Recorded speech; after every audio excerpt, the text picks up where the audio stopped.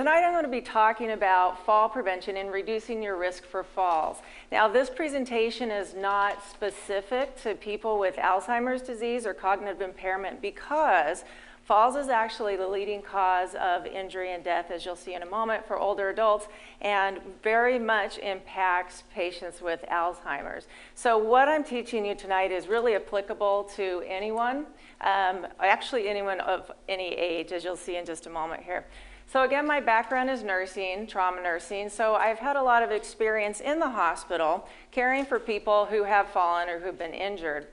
The last few years, I've really been focusing on fall prevention with the older adult population, and I do teach what's called the Stepping On workshops here at UC Davis. And actually, I think I've learned more from our participants in those workshops than what I've been reading through a lot of the research and literature. The workshops themselves are small group discussions, and just hearing people share their fall stories is quite a learning experience. So one of the first things we do in our Stepping On class actually is go around the room and we have everyone tell their own fall story. And there's actually some common themes that emerge with these fall stories. So I'm going to tell you my fall story here. This lake right here is called Lake Agnes. It's above a beautiful lake in Canada called Lake Louise. There's a little bit of a climb going up there, and I was with my family this summer on vacation, and we were hiking up to this lake.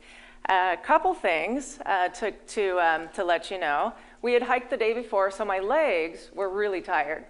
The hike itself was actually a bit of a climb, so by the time we got to the top, I was fatigued.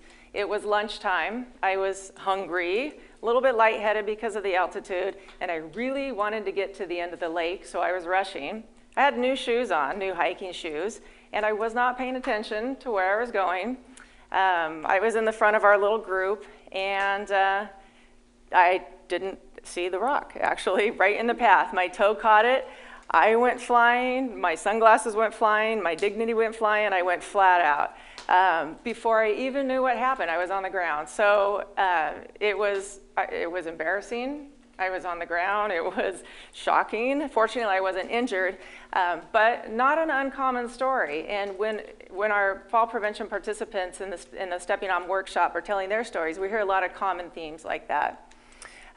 So the reason I was telling that story in particular was, and I wanted to point out here, this chart's a little bit busy, but if you can see, the 3 leading causes of non-fatal injury in the United States by age group. So here's your age group, 1 to 4, so on and so forth. And as you see, falls are the leading cause of injury for all age groups, with a little exception here in the teenage years. So interestingly enough, falls are not directly related to age, right, as a lot of people think. What we do know, and what's most concerning, is that falls are now the leading cause of death for this older age group. So this is where it becomes of critical importance to us as we age. Just because you fall doesn't necessarily mean you're going to get injured and die, but the older you get, the higher your risk factors. So why is that? Why is it that as we age, we have a higher risk for falls and also a higher risk for injury? So there's a lot that goes into it. Obviously, as you age, your muscles atrophy a little bit. There's a little bit of weakness that goes on. You have a decrease in strength. You have changes in your balance that are just due to the normal aging process. And also, loss of bone mass can increase your risk for injuries, particularly with women, and increase your chances of something like a hip fracture.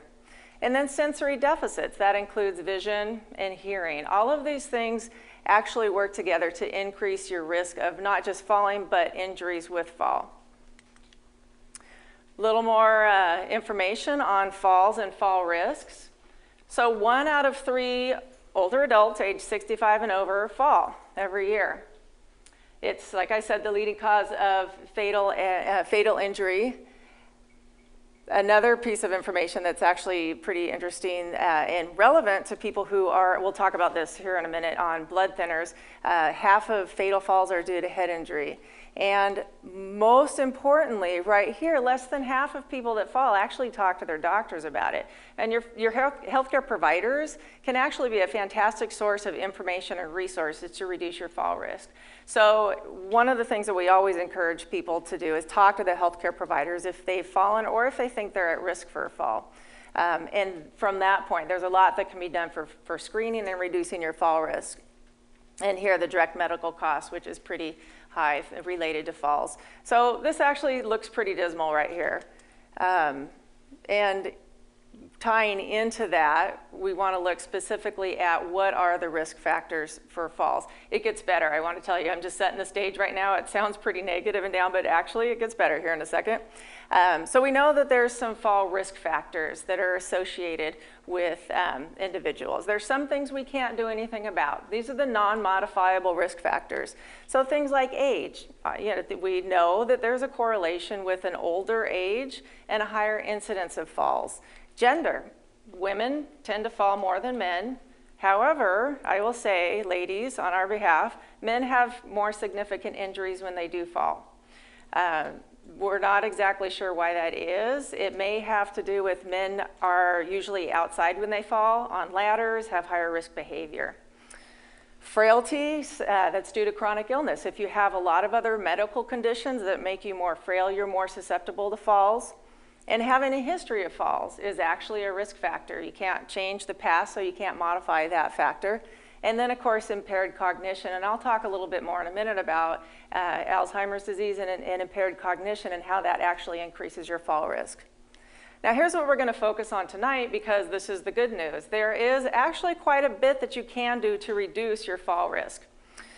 We know that improving strength and balance, making sure your vision is the best it can be, modifying your environment so that it's safe, managing your medication, and also reducing your risk of falling, like taking charge of sort of your fear and feeling empowered, can actually reduce your risk of falls and give you more confidence. And there's actually things that you can do for that piece of it.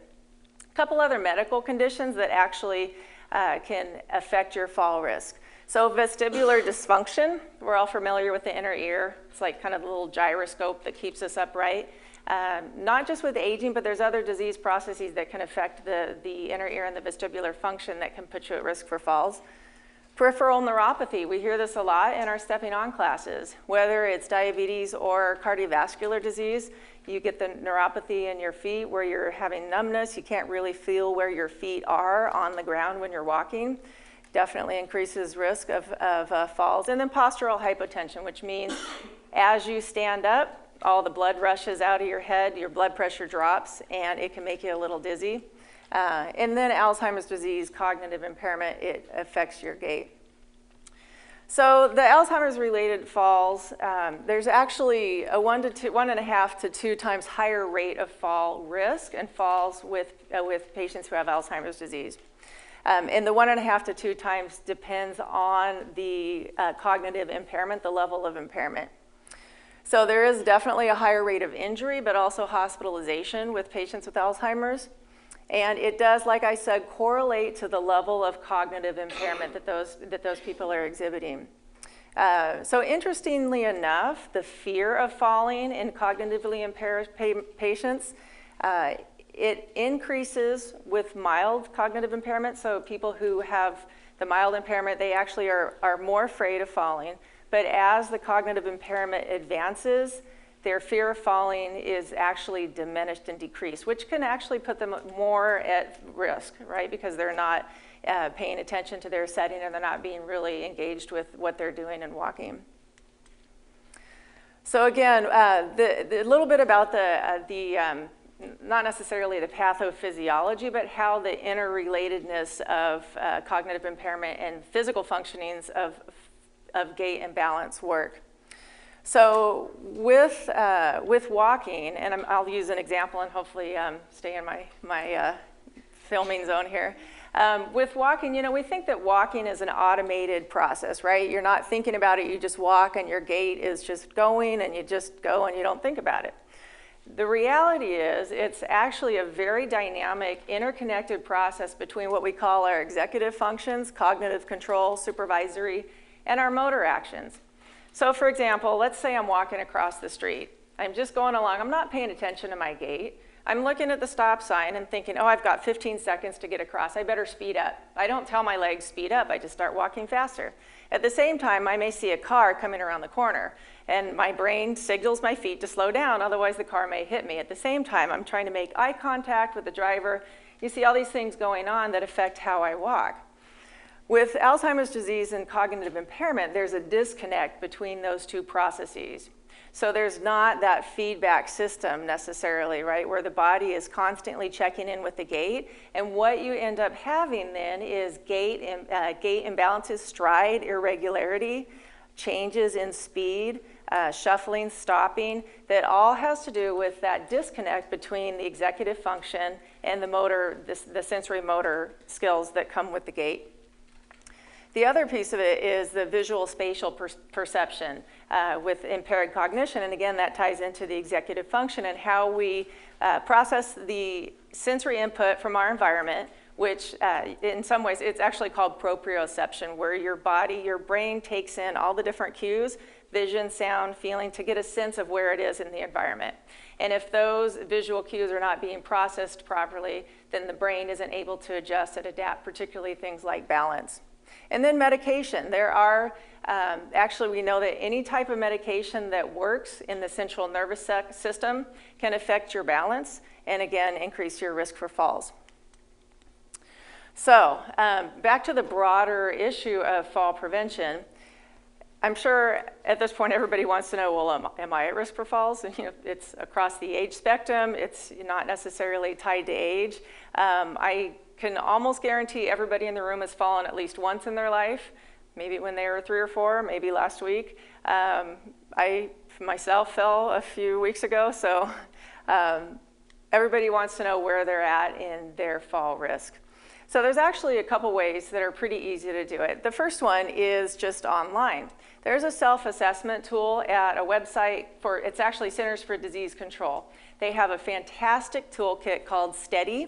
It stands for Stopping Elderly Accidents, Deaths, and Injuries. I don't like that title or that tag, but that's what it is. But STEADY is a nice little acronym that flows easily. So going online, in this self-assessment, you fill out the checklist. The recommendation is if you hit a certain number, talk to your doctor. Again, back to less than 50% of people talking to their physicians. If you do fill out the checklist and you find that you're at risk, even a moderate risk, talk to your doctor and see what you can do to further evaluate your risk. So this is where you get referrals to physical therapy. They'll take a look at your gait, your balance. There's some very simple tests that we do that are highly correlated to fall risk. There's something that's called the timed up and go test. It's literally a timed up and go test. You sit in a chair, someone with a stopwatch clicks it, says go, you get up, walk a measured distance, turn around and come back. And the length of time it takes you to complete that process is actually correlated to a fall risk. So it's not a diagnostic tool per se, but it is a great screening tool. So things like that can be done to kind of gauge where you're at with your fall risk. Strength, balance, and vestibular testing. There are what we call validated tools, things that we know are indicators of fall risk. So it just kind of gives you an idea of where you are for your personal risk and then how you can go from there. And so when I'm doing this talk, I talk a lot about what we call evidence-based practice. And I talk about best practice or research protocol and things like that in the medical world. So what that means is we take what has been determined in studies or research to be valid and to work, actually functional and work.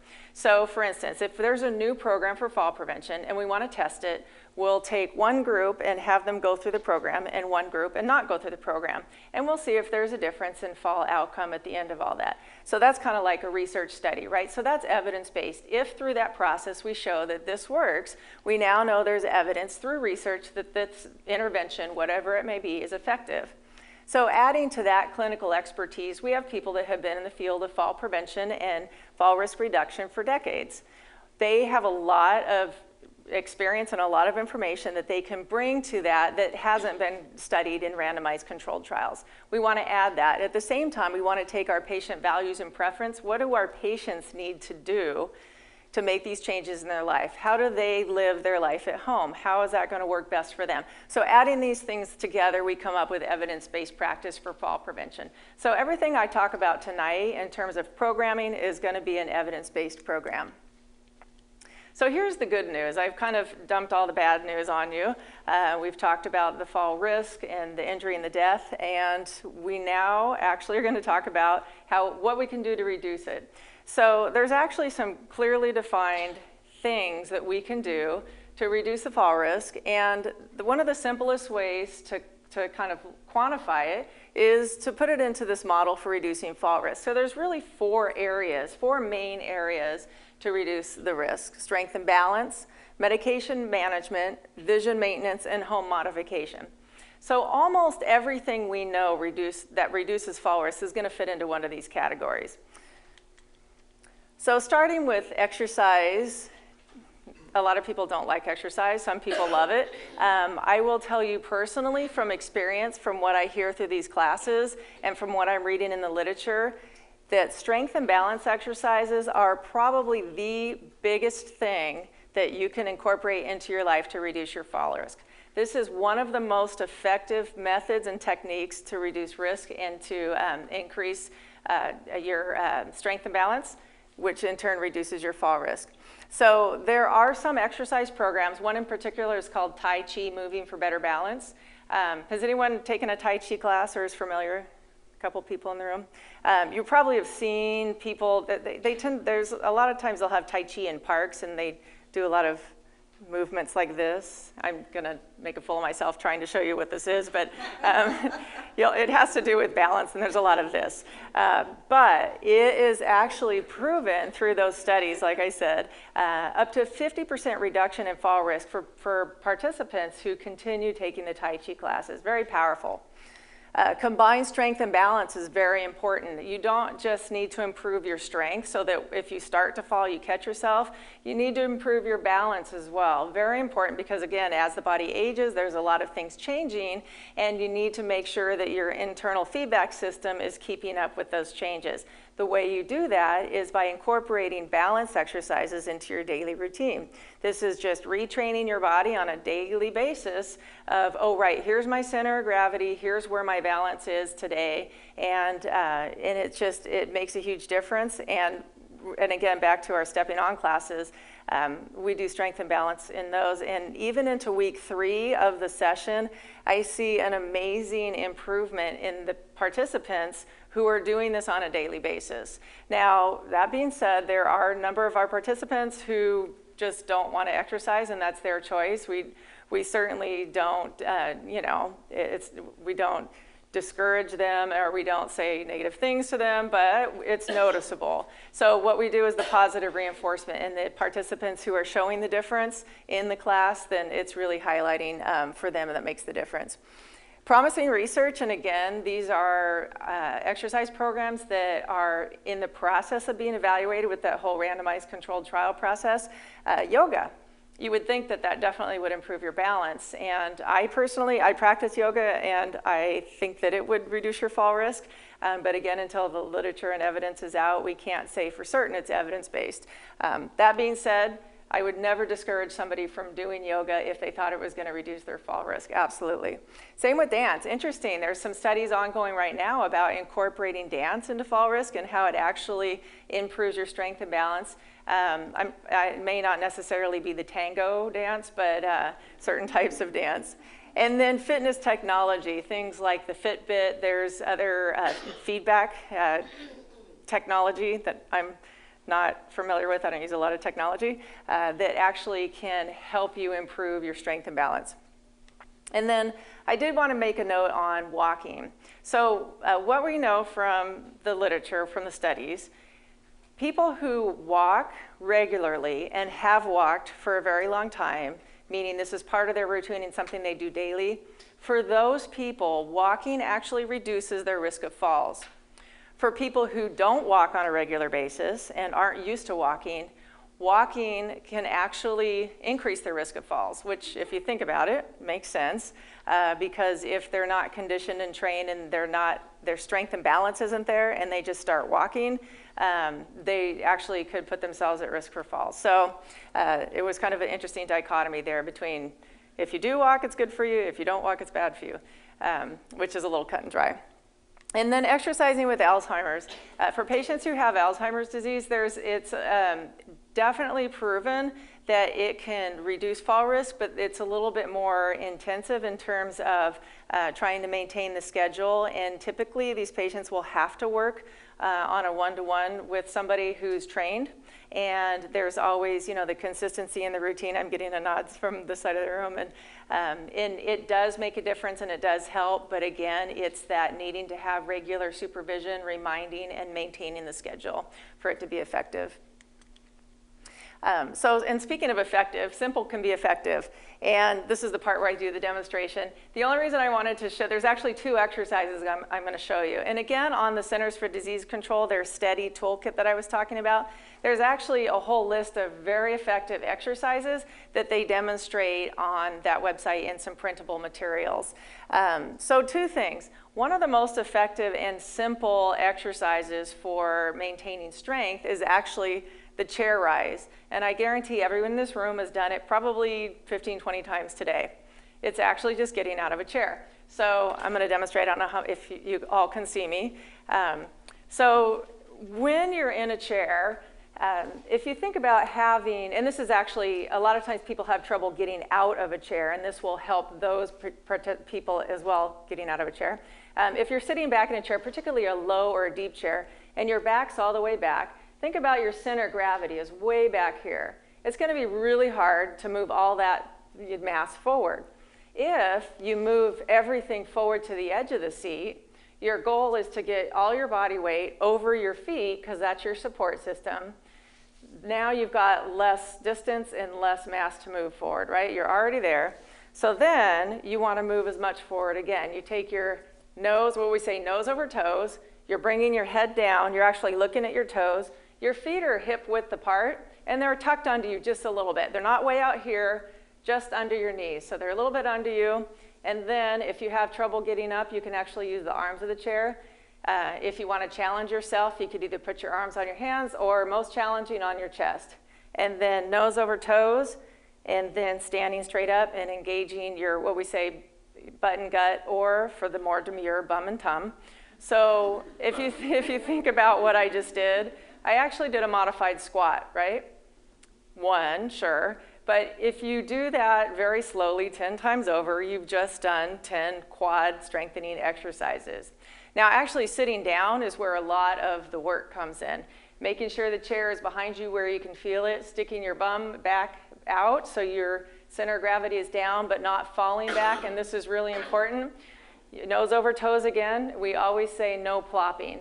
And you lower yourself down, and voila, there you are. So the no plopping part, and actually after the first class for stepping on, people are watching each other to see who's plopping. It's really funny. But the no plopping part is really important, because if you're in a chair that's unstable or sitting into a chair that's unstable and you're falling backwards, bam, that chair could go right out from behind you. So a real simple exercise that strengthens your quads and, excuse me, can actually increase your core strength as well. The heel to toe standing, this is a balance exercise, fantastic and a lot more challenging than you would think. Kind of like the drunk driving test that you'll sometimes see by the side of the road, except for you're not walking, you're just standing. And for those of you who can't see my feet, I have my feet in tandem like this. Lean forward so my weight is on both feet, and then just stand there balancing. We always say stand next to something where you can support your, so you're safe. And then just stand there for 10 seconds. If you feel a little bit wobbly, that's actually good. That means you're challenging your balance, and that's when your body is going to start learning where your balance is out for the day. So real simple exercises. When I first started teaching the Stepping On class, and we have 4 strength and 4 balance exercises that are this simple. Being a nurse for 20 some odd years, I tend to be a little cynical. And I said, there is no way these exercises being that simple can make a difference. And like I said, third week into it, I was seeing a marked improvement in the participants that I knew were faithfully doing these exercises. And at that point, I was actually sold. So very effective, but very simple. So a couple of, like I said, evidence-based programs for exercise. Tai Chi, there's a couple of them. There's Tai Chi Moving for Better Balance, but also Tai Chi for Arthritis has been proven to reduce fall risk. The Tai Chi Chuan Moving for Better Balance, the same version of that flow, balance, and strength. And the Otago exercise program. Now this one is a little more specific to people who are homebound or a little more fragile. So this is actually, and as far as I know, has not yet been proven with patients with Alzheimer's, but I believe this would be an excellent fit for people who are at home and have a caregiver who can implement these exercises. And then Stay Active and Independent for Life. This is also on the CDC website. Two programs that are not exercise specific, and I just put these on the bottom here. These are both the Stepping On and Matter of Balance, or multifaceted programs. So they do include exercise and balance, but we also talk about medication management, vision, home modification. In both of these classes, Stepping On is offered here at UC Davis, and I actually have some flyers that I'll put in the back afterwards. And then Matter of Balance, we're actually going to be teaching that in the spring of next year. So both of these classes are excellent at reducing fall risk.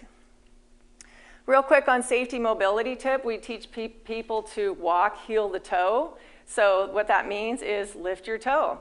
When you're walking, lift your heel, place your heel down first, and toe follows. And the reason you do that instead of shuffling is you're less likely to catch your feet on things. If you train your feet and train your stride to walk toe up and heel first and then follow by toe, you're going to actually reduce, well, the dumb falls like I took hitting the rock up at Agnes Lake, right? I hadn't lifted my foot high enough, I caught my toe and bam, over I went. Had I lifted my foot enough, I would have stepped over it, wouldn't even thought about it.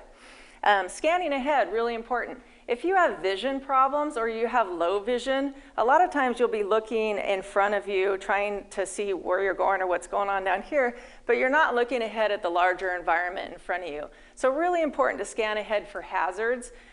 See what's coming down the road at you, maybe the crack in the sidewalk, the dog that's being walked, the kids on the bike. Really gives you a little more time to react. And then consider walking poles, and I left them in my car at home. Sorry, I was going to bring some to demonstrate. But if you're a regular walker, maybe you're a little unsteady, you don't want to use a cane. Walking poles, does anybody know what I'm talking about by walking poles, hiking poles? Fantastic, fantastic addition for anybody who walks.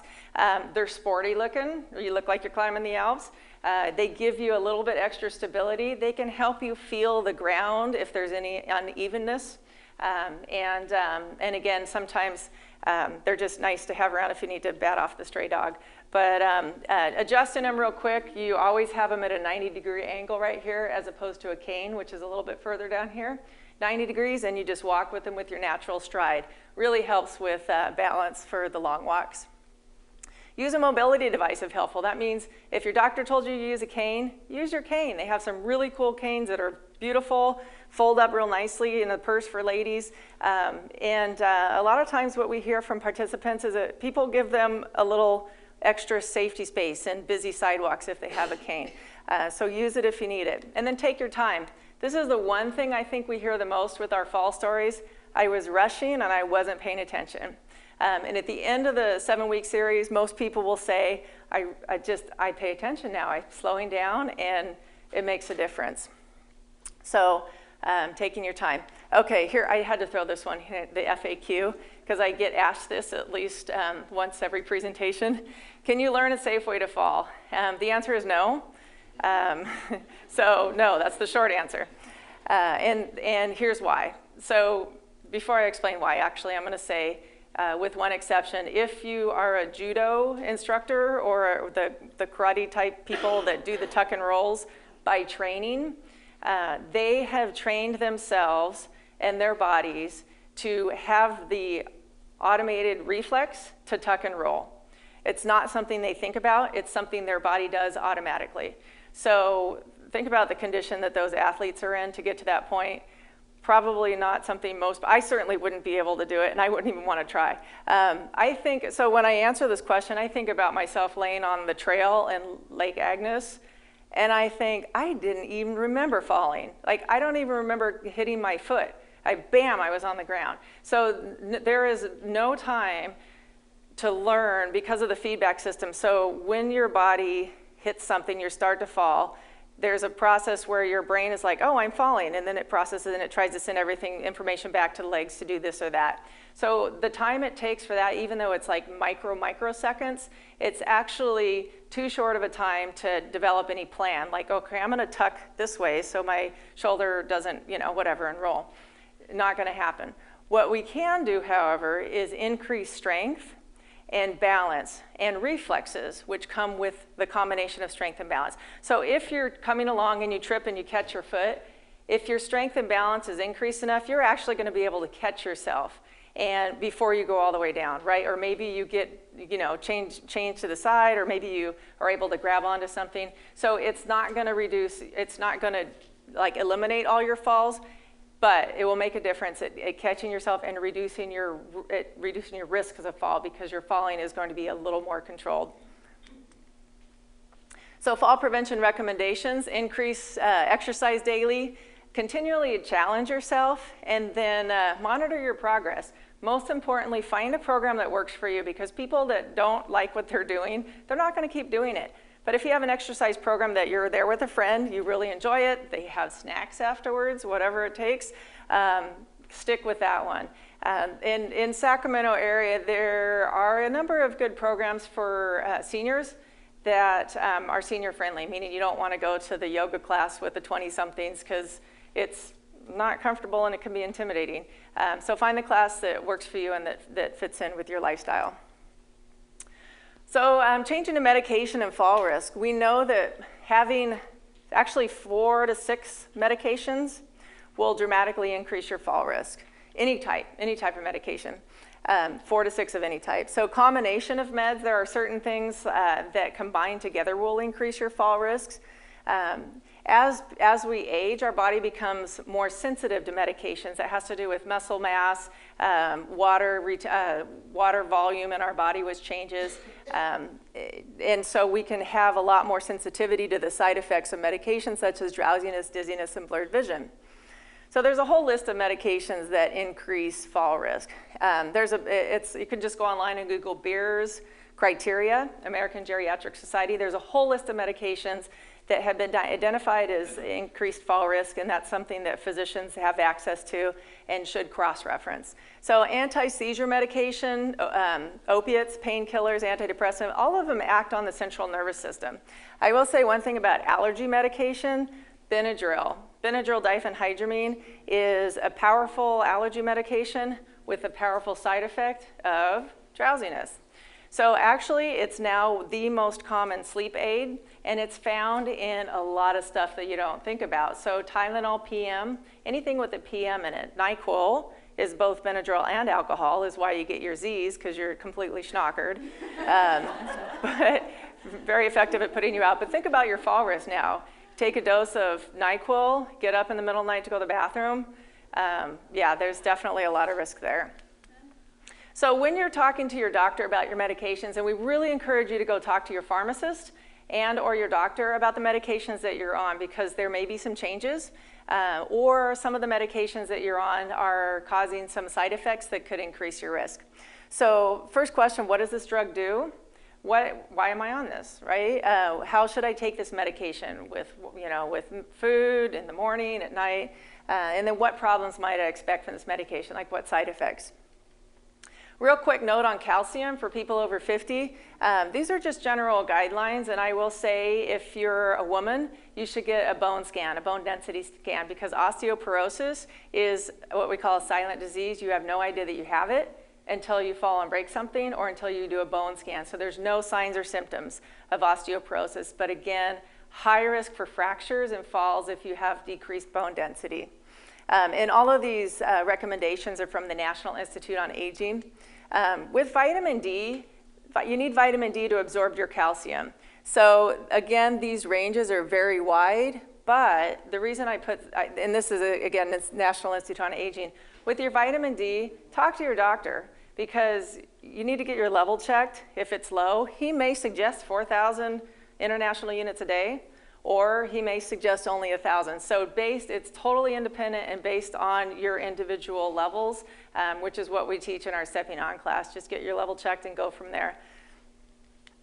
Real quick on the sources, calcium you can get from your diet.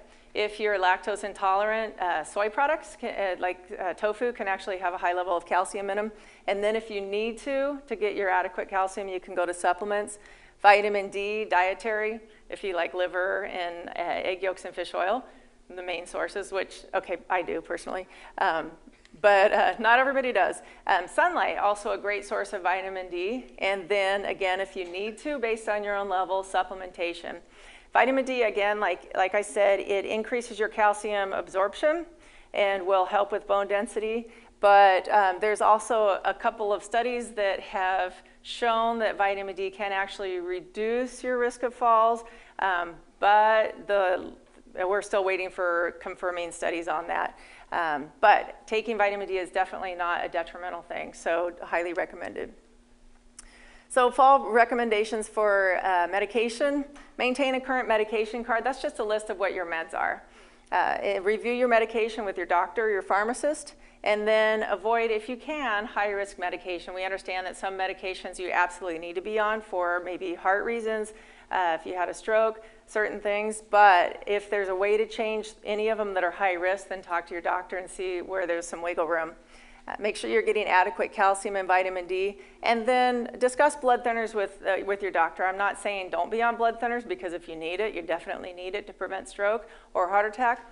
But like I said earlier, 50% of fall-related deaths are because of head trauma, which is more often associated with bleeds in the head, which is from blood thinners. So again, something to talk to your doctor about of how you can reduce your risk if you are on blood thinners, because there's ways for that as well, but just to be aware of that. So vision and fall risk, lots of aging issues with the eye, a lot of disease process that go on with the eye that can change your perception, change how you are seeing things, obviously. And then the normal aging process of the eye causes decrease in light and contrast sensibility and loss of peripheral vision. And the medical conditions, and I'm just going to breeze through these real quick. Cataracts, this is what vision with cataract looks like. Cataract surgery, fortunately, is pretty easy these days. It's usually a same day in and out, and you go from that to you go from that. So the recommendation now is to get your cataracts treated when they start to affect your vision. Glaucoma, again, glaucoma has no symptoms. This is pressure in the eye, or has no physical symptoms, where pressure builds up in the front part of the eye here and will actually cause permanent damage to the optic nerve. So the only way you will know that you have glaucoma before damage occurs is by getting your eyes tested with an eye doctor, with an optometrist or an ophthalmologist. So with glaucoma, if you're starting to have damage to the optic nerve, which is irreversible, you will get peripheral vision loss. And as you can imagine, if this is what your vision looks like, you're not going to be seeing things that are right in front of you or right to the side of you. Definitely a big risk with walking. Macular degeneration, and this one doesn't affect your peripheral vision so much as your central vision, which for just personal connection is really painful. It's challenging. You can't make eye contact with anybody because your central vision is now being obscured by the damage to the macula, which is the center part back here in the eye. Diabetic retinopathy is actually related to really high spikes, high blood pressure spikes up and down, and same with vascular injury. So high blood pressure, anything that damages the blood vessels in the back of the eye will cause these little spots in the back of the eye in your vision. So again, this can affect how you're seeing your field of vision. So vision tips. Give time to adjust when you're going from light to dark, real important. If you're coming bright outside, going into a darker room, don't just barrel in. And actually the gal that I co-teach Stepping On with, this is her fall story.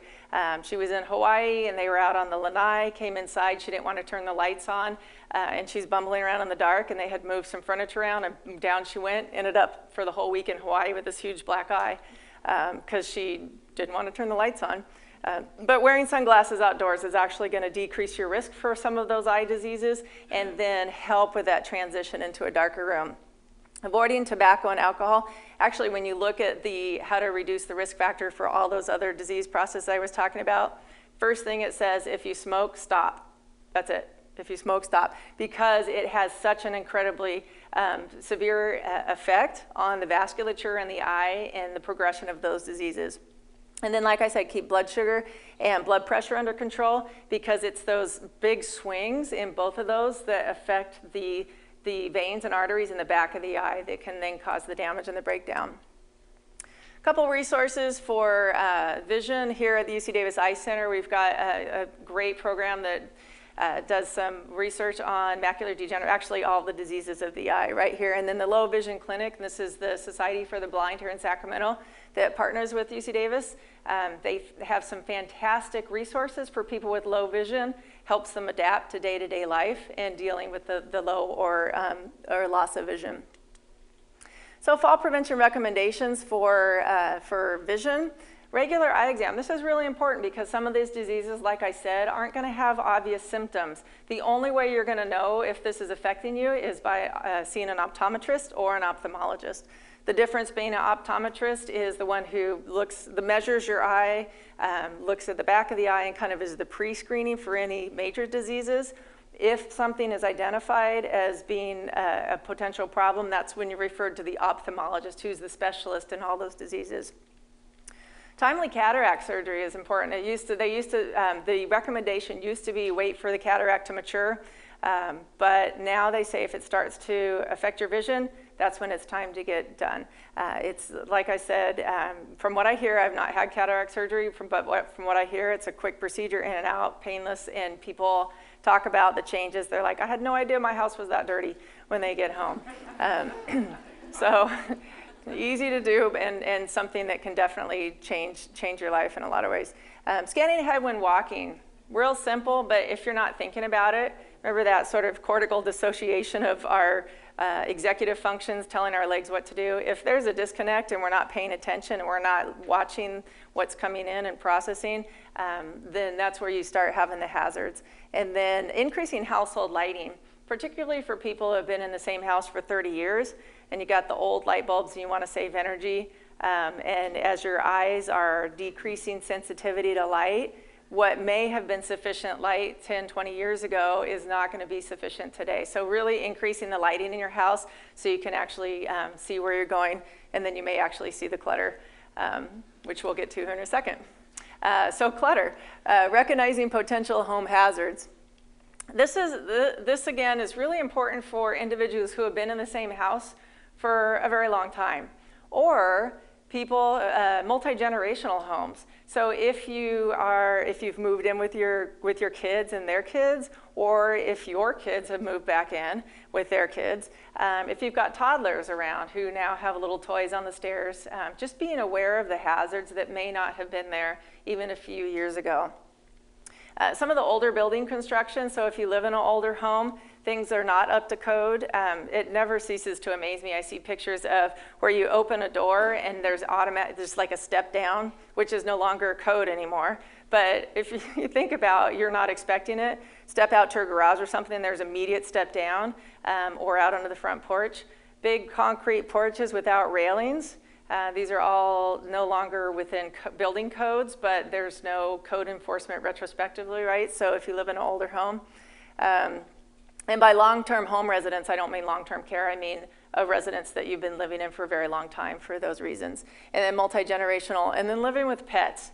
I have a little Shih Tzu, he's very cute, but oh my, everywhere I go, he's like right there. And when I'm cooking, I don't feed him any human food, but he knows that I drop stuff when I cook. So he's always there sniffing under my feet when I'm cooking. And I'm talking about this in one of our Stepping On classes, and I'm thinking, this is really stupid. Why am I letting this dog do this? So now when I'm cooking, I put his little harness on and I stick him over outside the kitchen, and he sits there, looks all sad, but he's not underfoot. I mean, I'm thinking, why would I not do that every time I cook?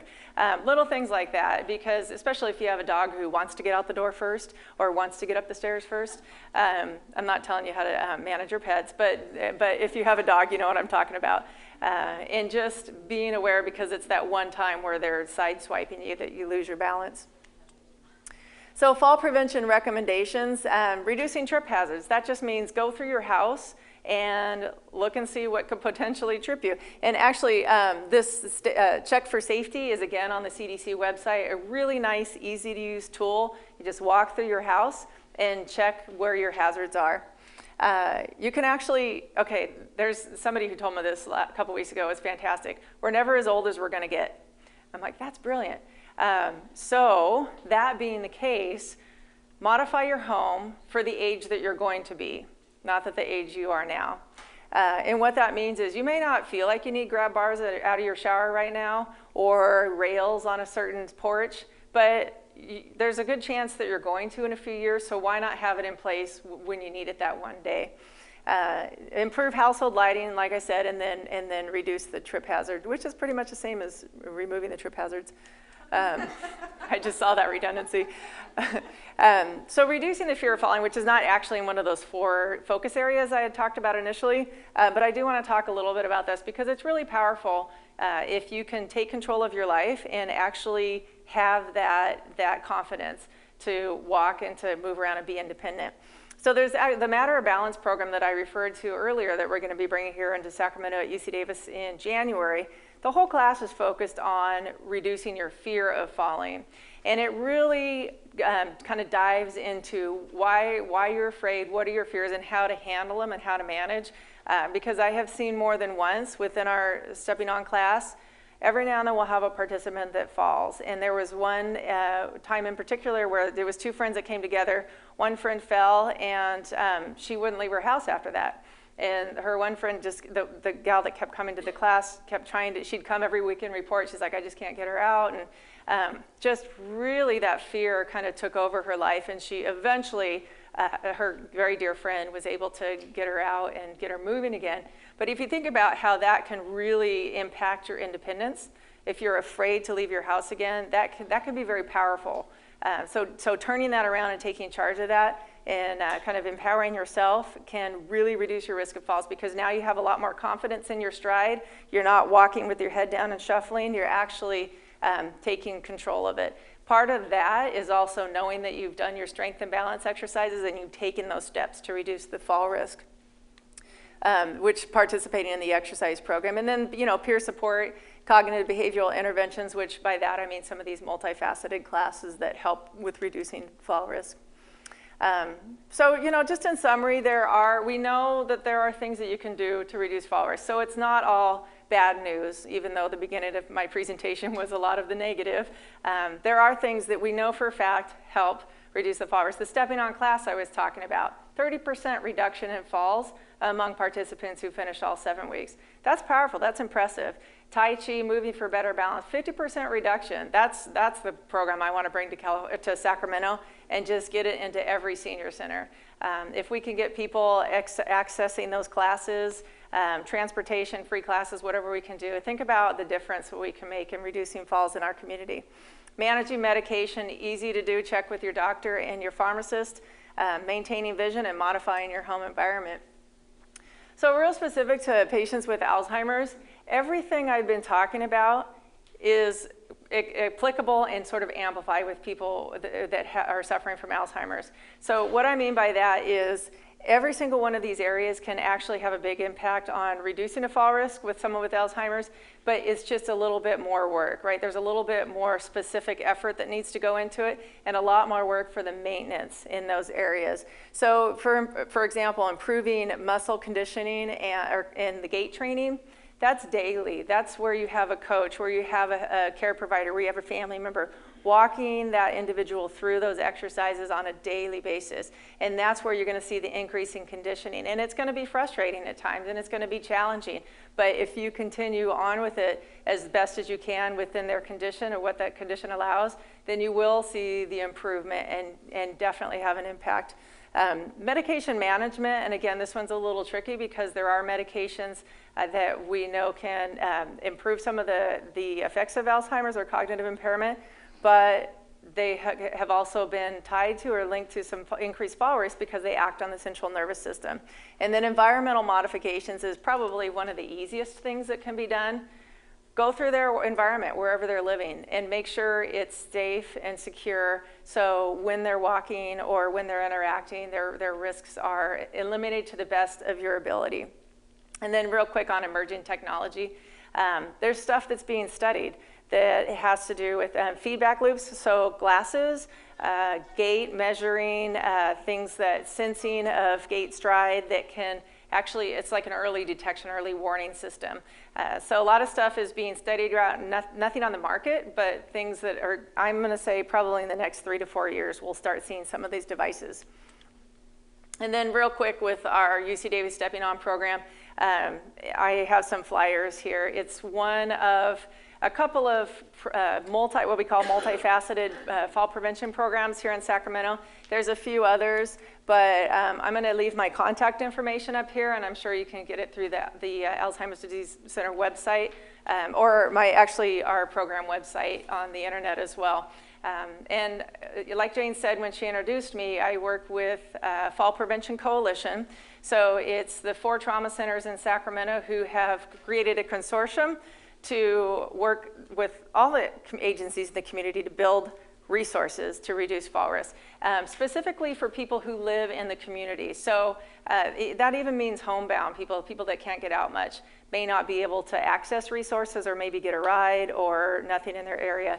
Our goal is to make sure that there's resources in every neighborhood that's accessible to everyone who needs them to reduce the risk for falls. So again, if you want any more information, feel free to contact me. So many people are having hip and knee replacement surgeries. Yes. I was wondering if you have any insight and information on how that affects balance and strength training. How it affects the training or how it affects the balance and gait? So there's definitely an increased risk for falls after you've had a hip or knee replacement initially. That doesn't necessarily mean that's always going to be the case, because depending on the procedure and how severe the original fracture was, physical therapy and consistent adherence to your exercise program can get your mobility nearly back to where it was, and in some cases actually better, because the pain of what was going on with your hip before may have been prohibiting. Excuse me, but some of the participants in our class who've had a knee or hip replacement, it's amazing what they're able to do with the exercises. So not necessarily in every case, but you can get back up to normal function in many situations.